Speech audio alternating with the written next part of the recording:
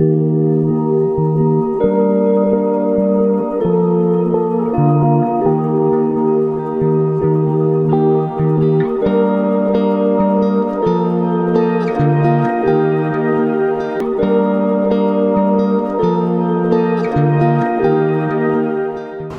dia novamente. Bom dia. Primeiramente, queria agradecer a casa, os dirigentes, Fábio, Marcelo, Marcos, a Carmen, né, pelo convite. Agradecer os irmãos aqui também, presentes, vocês que vieram aqui nesse sábado frio, né, para a gente poder falar um pouquinho sobre Exu. Eu não vou falar exatamente sobre Exu, não vou entrar na história, não vou entrar nos itãs, que seriam os folclores, né, mas eu quero falar um outro assunto que eu pouco via ser questionado, pouco via ser pesquisado. E eu estou na Umbanda faz um tempinho já, tenho conhecimento lá dos meus 10, 12 anos de idade, eu nunca vi ninguém falar sobre isso também. Aí a Carmen chegou para mim, foi em novembro, né, Carmen, acho, né, que a gente estava agendando, né, ela perguntou, você quer fazer alguma palestra no que vem? Eu falei, faço, que dia que tem? Aí tinham pouquíssimas datas disponíveis e tinha 13 de junho, falei, esse dia aqui. Era um assunto que eu já queria ter abordado há algum tempo, né, então eu aproveitei. É um assunto polêmico, gera muito preconceito, inclusive, até dentro dos próprios terreiros, né? E uma questão simples. Exu é o diabo? O que vocês acham? Quem acha, quem não acha nada? Então, essa é uma questão que, depois de muita pesquisa, estou fazendo essa pesquisa já tem uns 6 meses, é difícil de responder, porém, ela é extremamente importante para os nossos questionamentos aqui hoje, no dia a dia, né? Hoje, lembrando que hoje é dia 13 de junho, é dia de Santo Antônio, que é sincretizado com Exu, então não poderia ser feito outro dia essa palestra, na minha concepção, porque Santo Antônio ele tem a característica de ser um comunicador, e Exu justamente o comunicador, ele faz uma mensagem, né, entre os homens e Deus. Tanto que o culto dele é nas estradas, inicialmente na África, era nas estradas justamente por ele ter esse papel de comunicação entre os orixás. Então, viva Santo Antônio! Viva! Laroye Exu, no final da palestra eu explico o que é Laroye Exu. Essa imagem, eu tentei procurar alguma imagem do orixá, inicialmente, original, lá da África. A que eu achei mais próxima foi essa. A gente pode ver que o orixá está de joelhos, né? Ele está segurando ali um bastão ou um cajado chamado ogó. Esse bastão ele representa a comunicação viva, a vitalidade, a transformação e o movimento, que são as características de Exu. E aqui? E na parte de cima, né, tem uma espécie de crista. Eu vi algumas imagens na internet, realmente existe uma crista. Porém, eu encontrei em algumas fontes que eles utilizavam a imagem do orixá Exu em bengalas, cetros, né, para proteção pessoal. Eu acredito que tenha sido o que foi feito aqui, né, porque parece a bengala, né, o suporte da bengala ali. Mas também acaba mostrando a crista, né, que Exu possui. Então vamos lá, vamos falar um pouquinho das características de Exu. Ele é o guardião dos caminhos e das encruzilhadas. Mensageiro entre o mundo material e o espiritual. Esse papel de comunicador, né? Princípio do movimento, da ação e da transformação. Sem Exu nada acontece nas nossas vidas. Tudo que tiver que acontecer, de uma forma ou de outra, é Exu quem vai trazer. Executor da justiça e da lei de retorno. A gente, aqui os espíritas, a gente fala muito em semeadura e colheita, né? A colheita quem vai trazer é Exu. Se vai ser boa ou menos boa, aí depende de cada um de nós.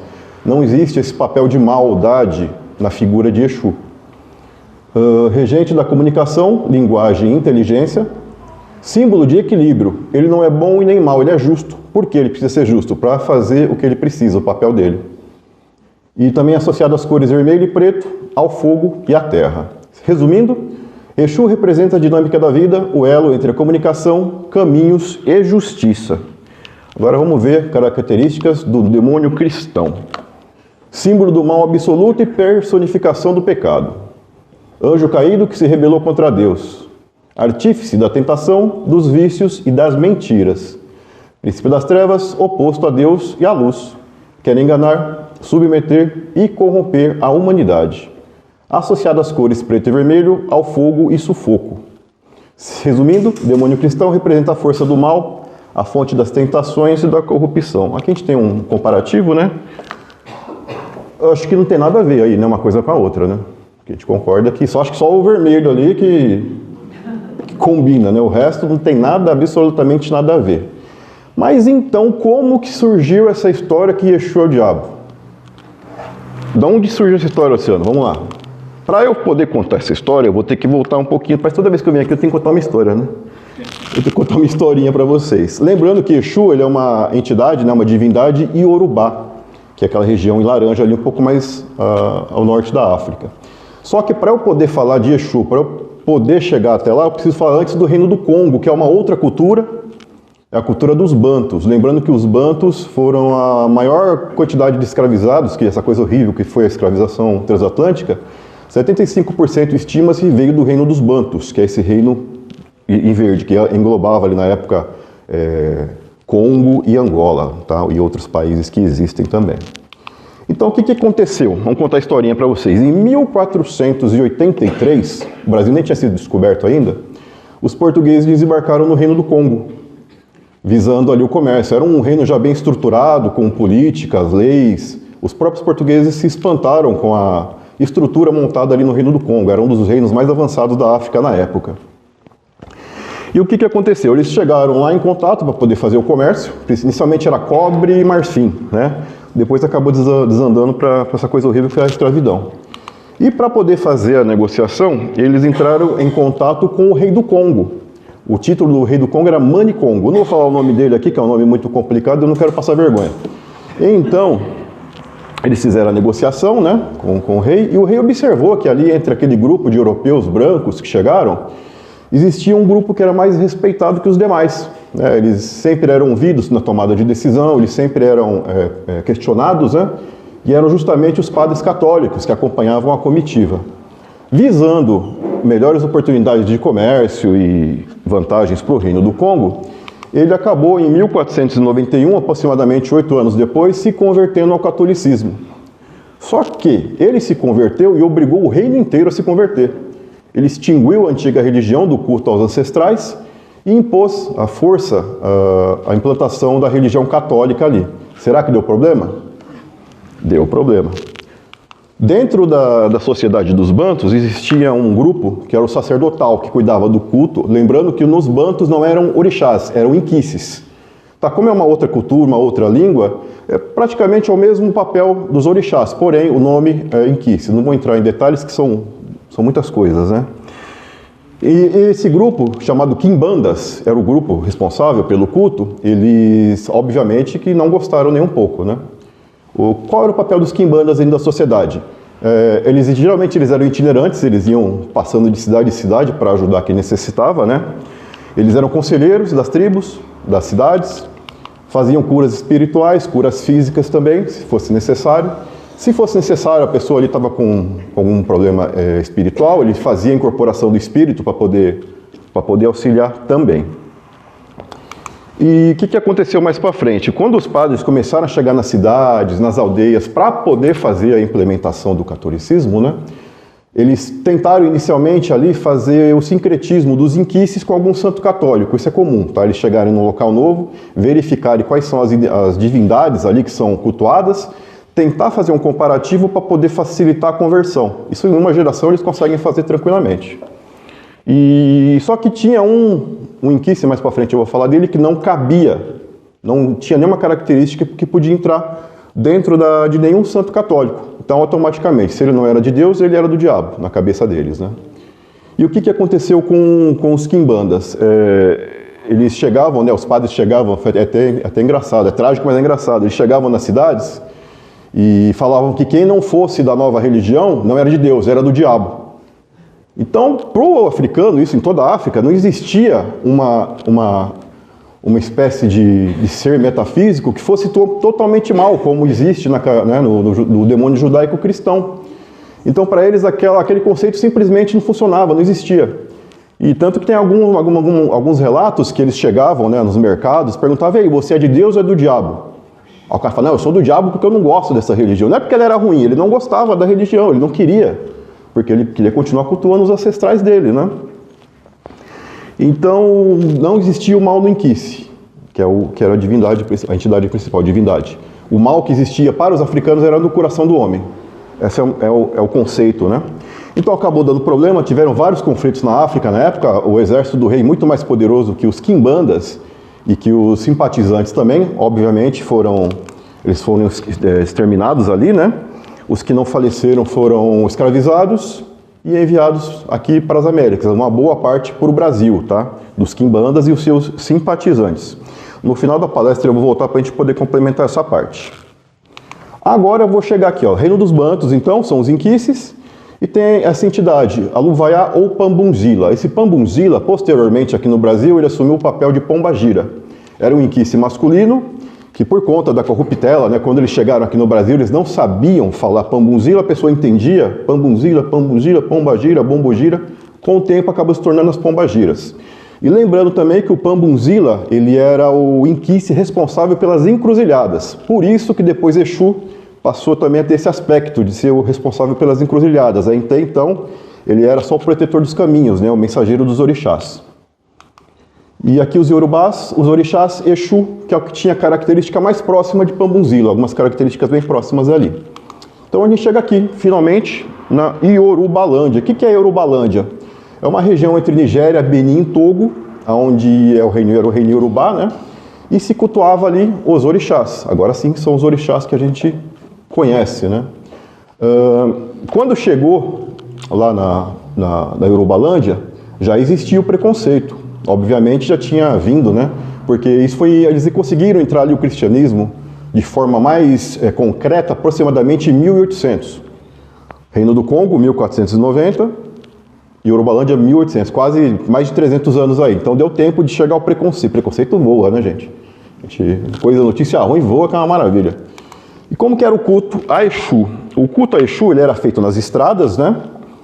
Onde eram oferecidos animais, frutas, verduras, e sempre na coloração vermelha, que é a cor vibracional do orixá Exu. Então, vamos lá. Agora eu preciso falar sobre esse rapaz aqui. Quem que é esse rapaz? Ele é o AJ. O que aconteceu com o AJ?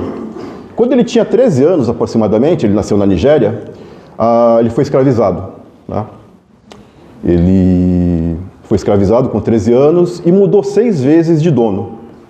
Na última vez ele estava sendo enviado para o Brasil e já existia ali no Atlântico uma lei dos britânicos que eles abordavam todos os navios que saíam da África justamente para coibir o tráfico transatlântico, né? E o navio dele acabou sendo abordado ali pelos britânicos, os tripulantes foram presos imediatamente e os escravizados, o que acontecia? Eles levavam até Serra Leoa o navio com os escravizados para poder libertar eles lá. Quem se lembrava de onde era, eles devolviam para a região de origem. Só que o AJ ele tinha 13 anos. E ele conta em suas memórias que foi o pior dia da vida dele, porque ele viu a cidade ser destruída, ele viu os familiares serem mortos, né? Enfim, ele tem uma história muito rica dentro da Igreja Católica, da Igreja Anglicana, tá? Sendo que ele foi considerado posteriormente o primeiro bispo da Igreja Anglicana. Ele desenvolveu muitos trabalhos, ele criou, entre as diversas publicações que ele fez, ele desenvolveu um alfabeto para a língua Yorubá, porque ele era falante do Yorubá. Então ele ficou 3 anos em Serra Leoa, aprendeu inglês e se converteu ao anglicanismo, né, Igreja Anglicana, sendo o primeiro bispo, como eu disse anteriormente, da Igreja Africana, sendo consagrado inclusive pela própria Rainha Vitória na época. Só que o que aconteceu com o AJ? Ele assumiu, né, então, o nome de Samuel AJ Crowther, depois da sua conversão, e pediram para ele fazer a conversão, a tradução da Bíblia do inglês para o Yorubá, visando converter ali as populações da região. Como ele era falante e desenvolveu o alfabeto, foi bem fácil fazer, né? Só que o que ele fez? Quando ele escreveu lá Deus Olorum, que é o Deus Yorubá, ele colocou diabo, o que ele colocou? Por conta do preconceito. Os historiadores debatem se foi dele isso, se foi a igreja que pressionou, ou se foi por conta de tudo que já tinha acontecido anteriormente, né? Então, os escravizados que vieram posteriormente dessa região, foi já aproximadamente a última parte da escravização aqui no Brasil. Os Yorubás chegaram aqui a partir de 1830, né, até o finalzinho da escravidão. Os escravizados que vinham já tinham conhecimento do catolicismo, então eles já tinham também o preconceito, que Exu era o diabo, né? Então, quando eles chegaram aqui no Brasil escravizados, o preconceito veio junto, reforçando ainda mais esse estereótipo de que Exu era o diabo. Lembra que eu falei dos bantus? Quando eles vieram para o Brasil, eles trouxeram com eles a cultura, né? E vocês sabem, que a gente aprendeu na escola, né? Que os escravizados faziam os rituais nas senzalas, né? Todo mundo escondido, enfim. E só que dentro das senzalas, cada um era de uma cidade diferente. Diferente de hoje aqui no Brasil, onde a gente cultua vários orixás, lá cada cidade tinha o seu. Só que eles se misturavam dentro da senzala. Então um queria cultuar algum, outro queria cultuar Yansan, outro cultuar Exu. E aí foi quando eles fizeram, acabando fazendo a mistura que existe até hoje aqui no Brasil. As entidades que eles recebiam ali dentro da senzala, geralmente é o que a gente chama de preto velho. Claro, era outro nome para eles, né? Era o que a gente chama de preto velho. Mas eles perceberam que com o tempo começaram a se manifestar outro tipo de entidades. Entidades assim mais duras, mais sérias, né? E aqueles que já tinham tido contato com os quimbandas percebiam ali algumas características bem próximas. Daí Cutucá falou, aquele ali é um quimbanda que está se manifestando. Aí quando iam perguntar para ele, qual é o seu nome? Aí ele falava, eu sou do diabo. Porque já tinha aquela injustiça que eles carregaram com eles. Quando vieram da África, eles não esqueceram, simplesmente porque mudaram de plano. A gente mantém a nossa individualidade. Mas eles vinham para ajudar, para auxiliar os escravizados que estavam ali na senzala, né? Então, aqueles escravizados mais novos que vieram com o catolicismo, falam, putz, não pode chegar perto daquele, que ele é o diabo. Ou então, os mesmos escravizados que nasceram no Brasil, que tinham contato com o catolicismo aqui no Brasil, falam, puxa, não, ficava com medo. Então, é mais uma característica dessa situação aí. Lembrando um fato muito importante, quando os padres ali chegaram nas cidades que eram protegidas por Exu, eles encontravam ao redor da cidade, geralmente eles cravavam nas árvores o símbolo de Exu. Qual que é o símbolo de Exu? Tridente. Não era o tridente. O tridente foi por conta da demonização. Era o órgão sexual masculino. Então você chega ali, o cara chega com aquela cabeça medieval, vê comida para animal, vê desenhado na árvore, né? Vê aquele monte de história, fala, não, isso é coisa do diabo mesmo. Para eles foi bem fácil assimilar isso aí, né? Então, para a gente finalizar aqui, Exu não foi demonizado por aquilo que ele era. Ele nunca foi ruim, gente. Mas pela forma como ele foi interpretado durante o encontro entre as religiões africanas e o cristianismo europeu. Aí você pergunta, mas por que tem imagem das entidades de Exu que parece um demônio, não sei o quê? Isso é por conta do preconceito também. Isso é por conta do preconceito. Eu até vi um vídeo essa semana, o palestrante ele deu um modelo. São Longuinho, todo mundo já viu mais de São Longuinho? É um mongezinho com uma lanterninha, assim, como se fosse procurar alguma coisa. Só que São Longuinho ele era um soldado romano, ele que furou as costelas de Jesus ali, se curou, né, quando a água foi nos olhos dele, enfim. Se fosse fazer ao pé da letra, São Longuinho deveria ser um soldado romano. Então fizeram as imagens de Exu justamente pensando já no preconceito, todo aquele monte de... São mais de 400 anos, de 500 anos de preconceito, então é compreensível. Tá, então, como eu tinha prometido lá no comecinho da palestra para vocês, o que é Laroye Exu? Salve comunicador, abra os caminhos. E também existe uma outra forma de se dirigir a ele, que é Exu Mojubá, eu te reverencio e respeito. Alguns falam, Exu é Mojubá, não tem problema, desde que seja feito com muito carinho, né, e respeito. Então, para finalizar, espero ter ajudado vocês. Não sei se alguém ainda tinha algum tipo de preconceito, se ainda tinha algum tipo de dúvida. Eu tinha muita dúvida até começar esse estudo, para a gente poder entender que não existe maldade em Exu. Maldade que existe é nosso mesmo, nosso coração, como diziam os antigos bantus. Então, Laroye Exu, Exu Mojubá, muito obrigado pela atenção de vocês. Foi um prazer, foi uma honra poder vir aqui falar só um pouquinho sobre Exu e espero ter ajudado um pouquinho. Obrigado, gente. Bom sábado.